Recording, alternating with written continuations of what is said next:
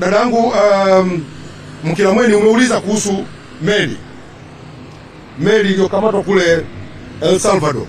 Ni kweli tumepokea hii taarifa, na baada ya kutazama katika takwimu zetu tumebaini kwamba ni meli ambayo imesajiliwa kule Zanzibar, na wenzetu wamesajili meli kupitia wakala naitwa Konarina. Ni utaratibu ambao sisi kama nchi kupitia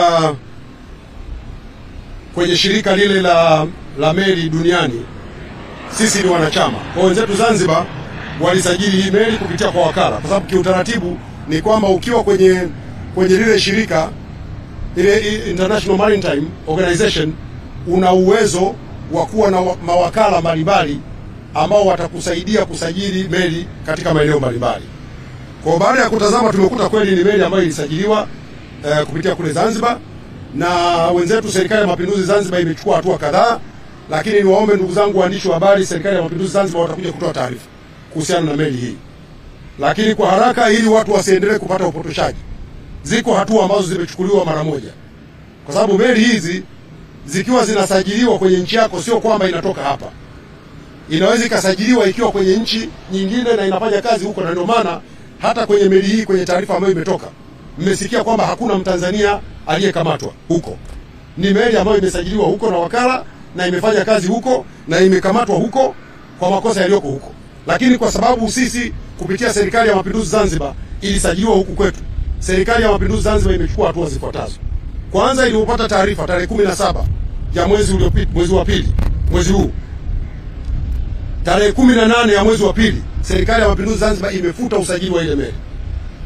Ile meli inaitwa nadhani FMS Eagles.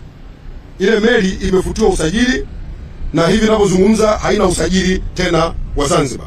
Lakini jambo la pili, Serikali ya Mapinduzi Zanzibar imewatafuta wamiliki wa hii meli kujua kulikoni. Sasa kama unavyojua watu yamewakuta mambo, ushirikiano haujawa mzuri sana, nafikiri mnanielewa, na ndio maana imetoa hiyo hatua ya kwanza ya kufuta usajili wake.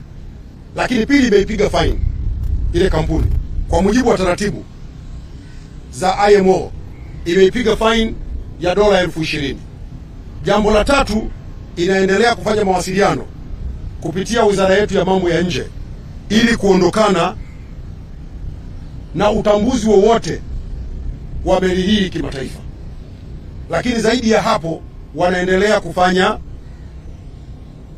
tathmini ya mawakala wote ambao wameingia nao mkataba wa kusajili meli, ili wale ambao ni wababaishaji waondolewe kwenye orodha ya usajili. Kwa hiyo hizo ni hatua ambazo Serikali ya Mapinduzi Zanzibar imezifanya kwa haraka, angalau Watanzania mjue kwamba kwanza ni kweli meli iliyosajiliwa imesajiliwa Tanzania, lakini ni meli ya nje ya nchi na ilikuwa inafanya kazi huko nje ya nchi. Lakini kwa sababu imevunja taratibu, Serikali ya Mapinduzi Zanzibar tayari imeshaanza kuchukua hatua, na baadaye watakuja kutoa taarifa rasmi ya hatua zingine ambazo Serikali ya Mapinduzi Zanzibar imezichukua kuhusiana na meli hii. Lakini ni meli ambayo ilikuwa na wageni, haikuwa na Mtanzania hata mmoja. Sawa sawa ndugu zangu.